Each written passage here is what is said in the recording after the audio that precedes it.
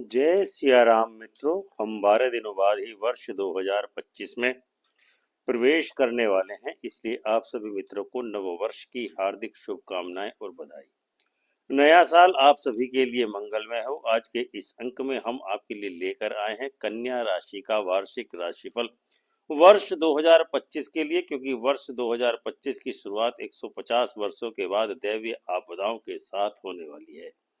दैवीय आपदाएं किस तरह से देश और दुनिया में तबाही मचाने वाली हैं, इसका अंदाजा आप इसी एकमात्र तथ्य से लगा सकते हैं कि वर्तमान गृह मंत्री अमित शाह जी की लग्न भी कन्या ही है।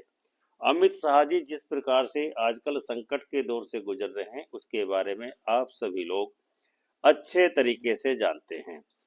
तब कन्या राशि इस दैवीय आपदा से प्रभावित होने से कैसे बच सकती है, क्योंकि नए साल की तो शुरुआत ही भूमिपुत्र मंगल के नीचगत और वक्री गति से गोचर करने के कारण लोगों में एक अपरा मानसिक अंतर्द्वंद की स्थिति रहने वाली है और वाणी पर संयम खोने वाली है। और शनि का गोचर मीन राशि में मार्च में होने के कारण पदाधिकारी वर्ग के लोगों को बाधाओं का सामना कराने वाला है। तो देवगुरु बृहस्पति का राशि परिवर्तन होना और फिर वर्ष के बीच में वक्री होना इस तथ्य को प्रमाणित करता है कि यह संकट मानसिक व्याघात देने वाला है। तो राहु और केतु का भी राशि परिवर्तन 2025 में बहुत बड़ा षड्यंत्र रच रहा है। कन्या राशि भी इन सभी वक्री और नीच ग्रहों के प्रभाव और प्रमाद से अछूती नहीं रहने वाली है। कन्या राशि के लिए वार्षिक राशिफल 2025 के लिए आज के इस वीडियो में हम आपके लिए लेकर आए हैं। हमारा यह कंटेंट केवल राशि के आधार पर बनाया गया है, लग्न के आधार पर नहीं। अतः आप सभी मित्रों से अनुरोध है कि इस वीडियो को अपनी कन्या राशि के आधार पर ही आत्मसात करने का कष्ट करें। नव वर्ष के प्रारंभ में ही बृहस्पति वृषभ राशि में वक्री गति से गोचर करेगा और 4 फरवरी को मार्गी होगा। इसके पश्चात 15 मई 2025 को बृहस्पति मिथुन राशि में प्रवेश कर जाएगा। यानी 15 मई तक बृहस्पति कन्या राशि के नवम भाव में रहने वाला है। नौवां घर हर प्रकार से बृहस्पति की मिल्कियत और प्रभु सत्ता और बृहस्पति के प्रबल प्रभाव में रहता है। इसलिए जिस जातक के 9वें घर में बृहस्पति होता है वह एक प्रसिद्ध अमीर मानवीय और सुनहरी खानदान वाला होता है। उसे सोने अथवा धातु के व्यापार से लाभ होता है। औलाद का सुख उसको भरपूर रूप में मिलता है। आयु का भी भाव प्रबल रहने वाला है। अपने खानदान की परंपराओं को निभाने में आप अपने वचन के अनुसार ही अपना आचरण करने वाले सिद्ध होंगे, जिस प्रकार से अमित शाह ने उच्च पद प्राप्त किया है। इसके अतिरिक्त आपके परिवार के बुजुर्गों ने भी सत्कार्यों से समाज में अपना योगदान दिया है और अपना एक स्थान कायम किया हुआ है और अपने बुजुर्गों के उसी आचरण को अपने जीवन में अपनाने वाले हैं आप।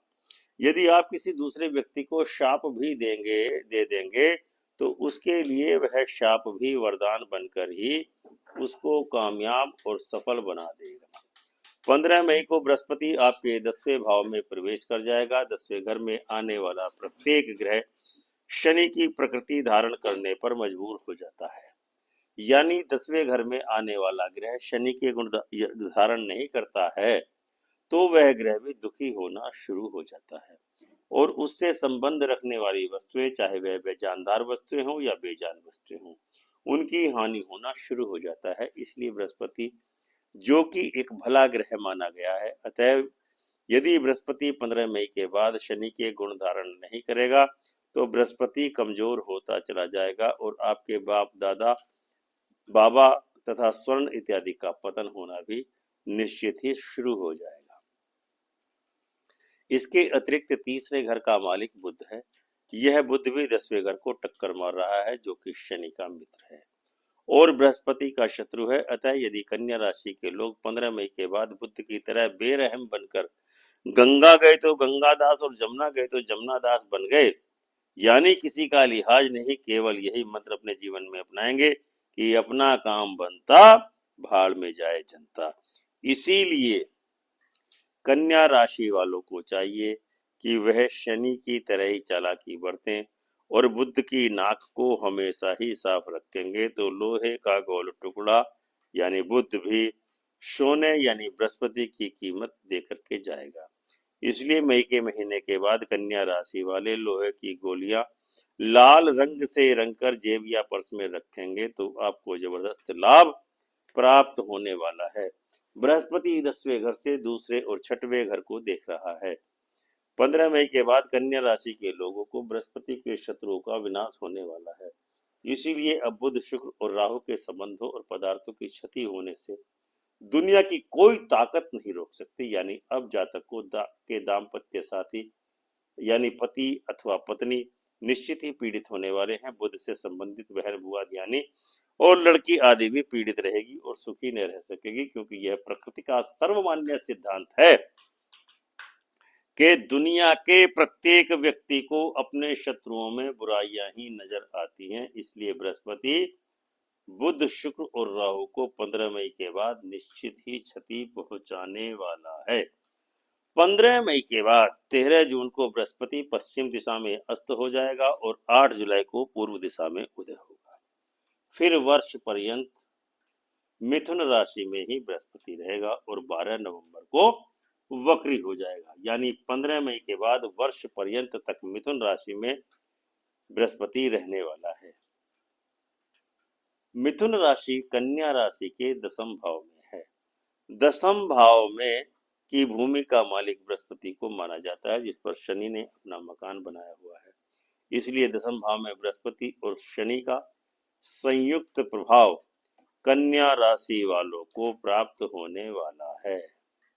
वर्ष 2025 के प्रारंभ में आपके एकादश भाव में भूमि पुत्र मंगल नीच तथा वक्री गति से गोचर करने वाला है।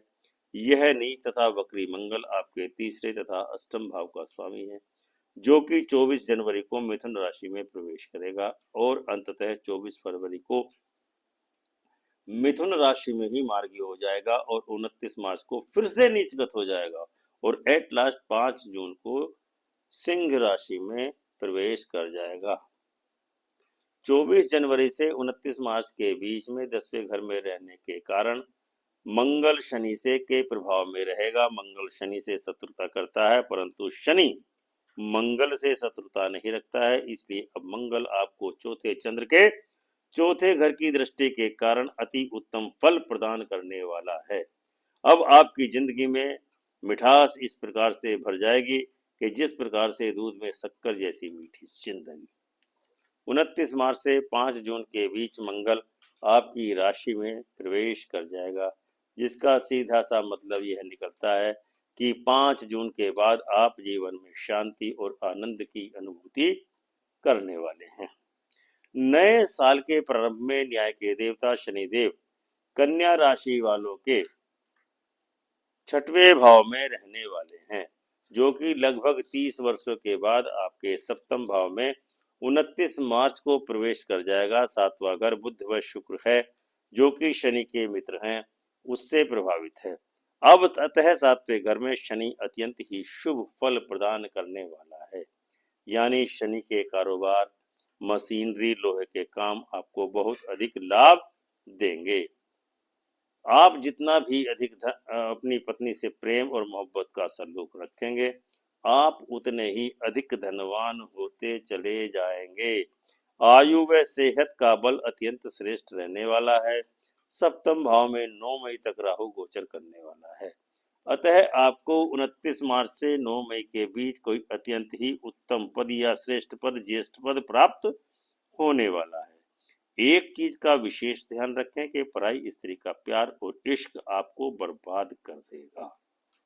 यदि आप पराई स्त्री से प्यार मोहब्बत करेंगे तो आपकी बर्बादी दुनिया की कोई ताकत नहीं रोक सकती है। यदि आप परोपकारी बनकर अपनी जीवन शैली को अपनाएंगे तो आप दिन दूनी और रात चौगुनी प्रगति करते चले जाएंगे। चावल या बादाम यदि बहते दरिया में जल प्रवाहित करेंगे तो आपको आशा से भी अधिक उन्नति प्राप्त होने वाली है। मन में दबी हुई भावनाओं और मनोकामनाएं पूर्ण होने का समय अब आपके जीवन में आ पहुंचा है।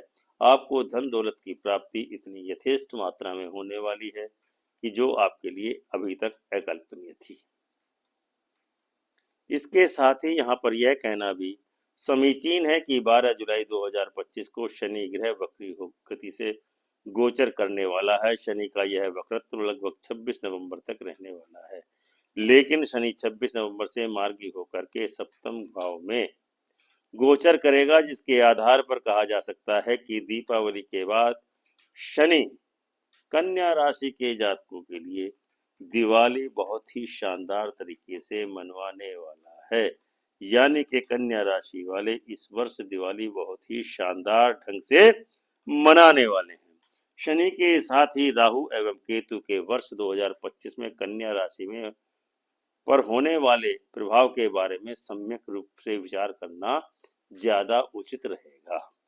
वर्ष के प्रारंभ में राहु आपके सप्तम भाव में गोचर करेगा।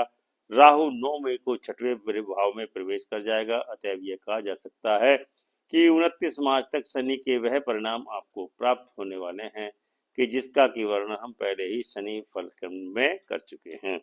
किंतु 9 मई के बाद राहु आपके छठवें भाव में प्रवेश कर जाएगा और आपके पारिवारिक सुख में कुछ गलतफहमी आ सकती है, मगर धन दौलत के अंबार कन्या राशि वालों के जीवन में अकस्मात ही लगने वाले हैं। इसलिए कन्या राशि वालों को चाहिए अंडे मांस मदिरा का सेवन करने से बचें, ताकि जीवन में कामयाबी सतत मिलती रहे। तो दर्शकों, यह था कन्या राशि का वार्षिक राशिफल वर्ष 2025 के लिए। उम्मीद है आपको यह वीडियो अवश्य ही पसंद आया होगा और आप चैनल को सब्सक्राइब करके वीडियो को लाइक एवं शेयर जरूर करेंगे तथा कमेंट करके अपनी राय से हमको अवश्य ही अनुग्रहित करेंगे। प्रेम से बोलो जय सिया राम।